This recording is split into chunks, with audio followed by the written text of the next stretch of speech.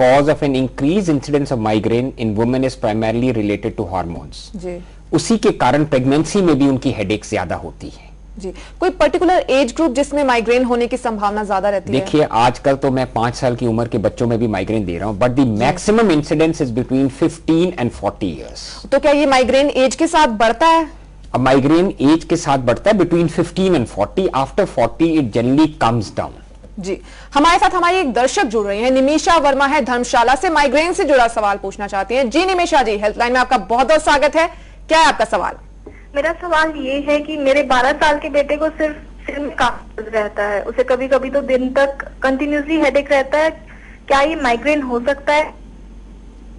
12 साल के बच्चे को माइग्रेन? बिल्कुल हो सकता है। देखिए हर हेडेक को हम माइग्रेन ना समझे, इसी में हमारी सूझबूझ है, but at the same time remember that 90% और 95% of all headaches that you and me suffer from are because are migraines in origin. तो आपने अपने बेटे को किसी डॉक्टर को जरूर दिखाया होगा। आई एम श्योर आपने एक आंखों के डॉक्टर को दिखाया होगा, उन्होंने कहा होगा आंखों का चेकअप हुआ है, नॉर्मल है। आपने ईएनटी के डॉक्टर को दिखाया होगा, नॉर्मल है। आप एक न्यूरोलॉजिस्ट को दिखाइए। ये मेरे को आप जो बता रहे हैं, मेरे को ये माइग्रेन के सिम्टम्स लगते हैं। तो ये माइग्रेन के लक्षणों को लोग पहचान ही नहीं पाते हैं, आप कहना चाह रहे हैं, और किसी और डॉक्टर के पास चले जाते हैं। तो क्या करना चाहिए? जांच कैसे की जाती है माइग्रेन? देखिए पता कैसे चले कि ये माइग्रेन का ही सिर दर्द है? ये लक्षण आप याद रखिए। जी, माइग्रेन का जो मेजर लक्षण है वो है कि वो सिवियर हेडेक होता है। सीवियर हेडेक होता है। आप ये याद रखिए 60% में एक तरफ होता है, 40% में दोनों तरफ हो सकता है। और जो दोनों तरफ है सबसे ज्यादा यहां होता है टेम्पोरल आर्टरीज में। ये ध्यान रखिए। मरीज इनवेरिएबली आके अपनी दोनों उंगलियां अपने सिर के दोनों कोनों पे रखेगा अगर बाइलैटरल है, या एक कोने पे रखेगा अगर यूनिलैटरल है। एक और साइड जो माइग्रेन की बहुत टिपिकल है, it is behind the I. A young woman coming and telling you that she is having pain behind the eye, which at times begins to throb, ऐसे नस टस टस करती है, is almost invariably migrainous। जी, कोई test वगैरह भी होते हैं? माइग्रेन का डायग्नोसिस क्लिनिकल है। आप एक प्लेन सीटी स्कैन करा लीजिए, उसके बियॉन्ड आपको कुछ नहीं करने की जरूरत। जी, हमारे साथ एमआरआई की जरूरत नहीं है। एमआरआई की कोई जरूरत नहीं है।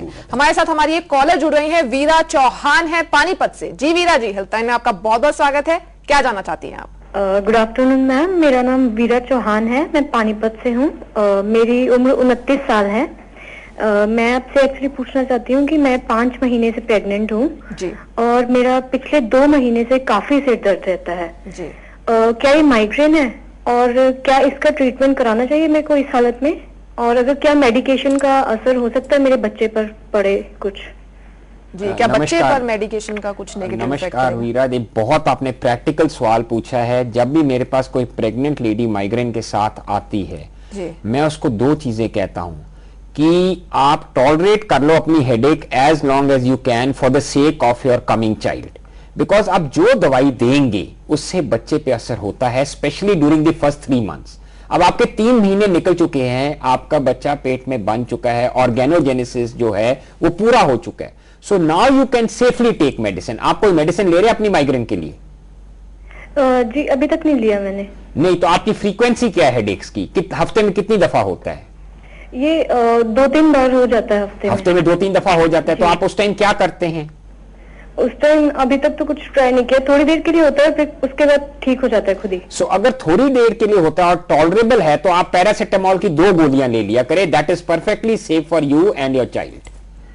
जी डॉक्टर लाल, हम माइग्रेन की बात करें, कॉम्प्लिकेशंस क्या होते हैं माइग्रेन? सबसे कॉमन कॉम्प्लिकेशन माइग्रेन का होता है इरिवर्सिबल विजुअल लॉस। आपकी नजर जा सकती है और जो वापस नहीं आती। जो वापस नहीं आती किसी भी तरह की दवाइयों से? No, that is irreversible visual loss. You have to remember this can occur in a child, this can occur in a young person, this can occur in old age. दूसरा माइग्रेन का जो मेन कॉम्प्लिकेशन है, आपको लकवा हो सकता है। लकवा हो सकता है माइग्रेन के कारण। सो ये 2 चीजों का आपको ध्यान रखना पड़ता है। अब ये तो हमने ऑब्वियस कॉम्प्लिकेशन बताई है। जो अदर कॉम्प्लिकेशंस आर, आपका सारा लाइफस्टाइल गोज फॉर अ 6। अगर एक स्टूडेंट 12वीं में तैयारी कर रहा है, उसको अगर माइग्रेन है तो वो अपना पीएमटी टेस्ट कैसे देगा? That also is a complication of migraine. So migraine is not a simple disease.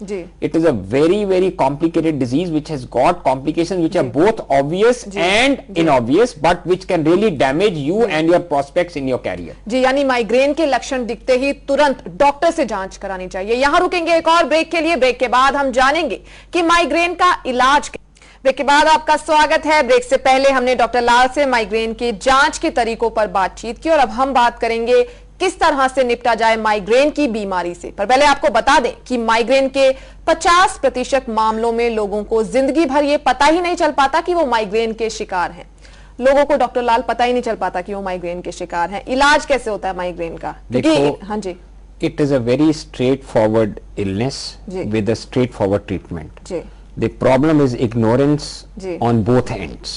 Doctors की तरफ से भी पता नहीं चलता है, मरीजों को भी पता नहीं चलता कि हमें माइग्रेन है। एक बारी आपको पता लग गया, once you are diagnosed as migraine, आपकी जो ट्रीटमेंट है between 6 months to 1 year चलती है।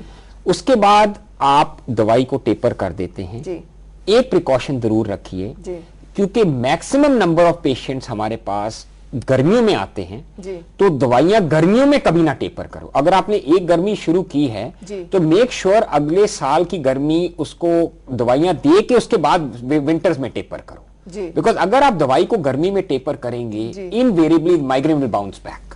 जी, माइग्रेन की समस्या गर्मियों में बढ़ जाती है काफी ज्यादा। 90% और maybe 80% of my patients come in peak summer. जी, 80%, and the remaining 20% come in winters. इलाज कितने समय तक चलता है? I generally give it for a year. एक साल तक मैं देता हूँ, and then I taper over the next 3 to 4 months. Migraine की जो ये दवाइयाँ होती हैं, इनके अलावा कुछ ऑल्टरनेट थेरेपी भी होती है जिससे?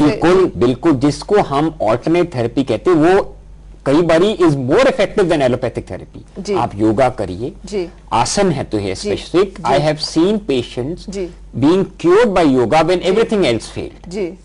हमारे प्रोफेसर प्रभाकर ने काम किया इस सब्जेक्ट पे। उन्होंने योगा के बारे में एक डेफिनेट प्रोटोकॉल एस्टैब्लिश किया माइग्रेन में। जी, यानी योगा बहुत इफेक्टिव हो सकता है माइग्रेन ठीक करने में। जी, हमारे साथ हमारे एक कॉलर जुड़ रहे हैं, रमेश यादव है फरीदाबाद से। जी रमेश, आपका हेल्पलाइन में बहुत बहुत स्वागत है। क्या जानना चाहते हैं आप? डॉक्टर, मैं रमेश बोल रहा हूँ और मेरी एज 35 ईयर्स है। करीब 2 साल पहले मुझे माइग्रेन की प्रॉब्लम हुई थी और इलाज करवाने के बाद फिर मैं ठीक हो गया था, लेकिन अब फिर से हेडेक हो गई, काफी ज्यादा मॉर्निंग इवनिंग में काफी दिक्कत आती है। क्या माना जाए कि फिर से वही प्रॉब्लम? जी, माइग्रेन दोबारा हो सकता है। इन्होंने पूरा ट्रीटमेंट कराया। आपने कितने साल इलाज कराया था? सर करीब इसका मैंने 10 से 11 महीने तक चला था। कहाँ से कराया था? ये तो मैंने नोएडा से किया था। और उस समय मैं वहाँ पे जॉब करता था। तो फिर आपने दवाई डॉक्टर के कहने पे टेपर की थी, अपने आप बंद कर दी थी? ये तो डॉक्टर के कंसल्टेंसी के बाद ही वो किया था। तो आपने जब दवाई बंद की तो कितने साल आप ठीक रहे? करीब 1 साल से थोड़ा ज्यादा मैं ठीक रहा था। और अभी इन्हें दोबारा लग रहा है। आपको कोई चेंज इन लाइफस्टाइल हुआ recently? Is there any stressor which has come into your life recently? लगभग रूटीन पुराने वाला ही है। अगर जॉब नीचे की बात की जाए तो पुराना ही है और इसमें कोई ज्यादा। No, I think then you are again having a relapse of the disease. आपको फिर से दवाई लेनी पड़ेगी, लेनी चाहिए। And I must emphasise that when you have a relapse of the disease, तो ये नहीं होता कि जो पहले आपने दवाई दी वो इनइफेक्टिव है। It will be as effective now as it was before. मैं हमेशा एक चीज एम्फोसाइज करता हूं, besides allopathic medicine, try to change your lifestyle, try to make it more positive and less stressful. Try to go for morning walks, try to switch off your mobile, try to spend less time on the computer if it is possible, because these are known triggers of migraine. So ये सब चीजों का ध्यान रखते हो आप दवाई लीजिए, definitely it will have an impact and you will be okay again. जी, यानी एक बार माइग्रेन का पूरा इलाज करा लिया उसके बाद दोबारा हो सकती है माइग्रेन की बीमारी? हो सकती है जी। और उसके कारण जो होते हैं अक्सर सेकंड टाइम डिफरेंट होते हैं। There is a change in lifestyle, patient में have put on weight, patient में बिसाइड्स पुटिंग ऑन वेट में again you know have change the job which is more stressful, जिसमें नाइट ड्यूटीज करनी ज्यादा होती है, तो that all increases the incidence of migraine. जी, हमारे साथ हमारी अगली कॉलर जुड़ रही है, दामिनी कपूर है रोहतक से। जी दामिनी जी, हेल्पलाइन में आपका बहुत बहुत स्वागत है। क्या जानना चाहती हैं आप? जी मैम, मेरी सिस्टर इन लॉ को माइग्रेन की प्रॉब्लम है। उन्हें जब माइग्रेन का अटैक होता है तो उनकी तकलीफ देखकर मैं काफी परेशान हो जाती हूँ। उन्हें कुछ दिन पहले रात को ना माइग्रेन हो गया था, तो उस वक्त मेरे पास मेडिसिन खत्म थी, तो उस ऐसे सिचुएशन में मुझे क्या करना चाहिए पेशेंट को उनके लिए? किस तरह से हैंडल करें, ये जानना चाहते हैं अगर माइग्रेन का दर्द उठे तो। देखिए, ये बहुत प्रैक्टिकल सवाल है। आप कहते हैं मेडिसिन खत्म थी, क्या मेडिसिन देते हैं आप उनको माइग्रेन के लिए? जी एक्चुअली वो यहाँ पर अपने इन-लॉज से यहाँ मेरे पास आई हुई हैं, तो मुझे इतना मेडिसिन के बारे में इतना शायद नहीं तो जानती आप उस टाइम अगर मेडिसिन खत्म हैं और उनका हेडेक चल रहा है तो आपने उस दिन क्या किया, फिर मैं आपको बताऊंगा क्या करना चाहिए। आपने क्या किया जिससे उनकी हेडेक ठीक हो जाए? एक्चुअली इतना एक्सेस था कि till the time she was feeling nausea हो रहा था उन्हें। हाँ। तो उन्होंने जब वॉमिट किया, हाँ, उस टाइम उन्हें थोड़ा रिलीफ मिला। बिल्कुल, perfectly fine. Now in such a rare situation where a patient has not got any access to medicines and you are in the middle of the night, the best thing is to make a patient vomit. The attack will immediately resolve. But don't make this a habit. You must have, देखिए आपकी sister in law I है, I can appreciate क्योंकि वो घर से कहीं आई है तो उस दवाई लाना भूल गई, but you must always carry your tablet wherever you go. जी, इसके अलावा कुछ पानी वगैरह पिलाना चाहिए? देखिए, अगर आपने माइग्रेन का अटैक विदाउट दवाइयों के रिजॉल्व करना है जी, तो the best way is to make the patient vomit करता है, उसकी हेडेक ठीक हो जाती है, वो अच्छा फील करता है। Otherwise the other option is make a patient lie down in a dark room, the attack will go away, but sometimes the attack में last beyond 3 to 4 hours, unbearable हो जाता है। ये माइग्रेन में कई बार ऐसा भी हो सकता है कि अस्पताल में भर्ती करने की नौबत भी हो जाए।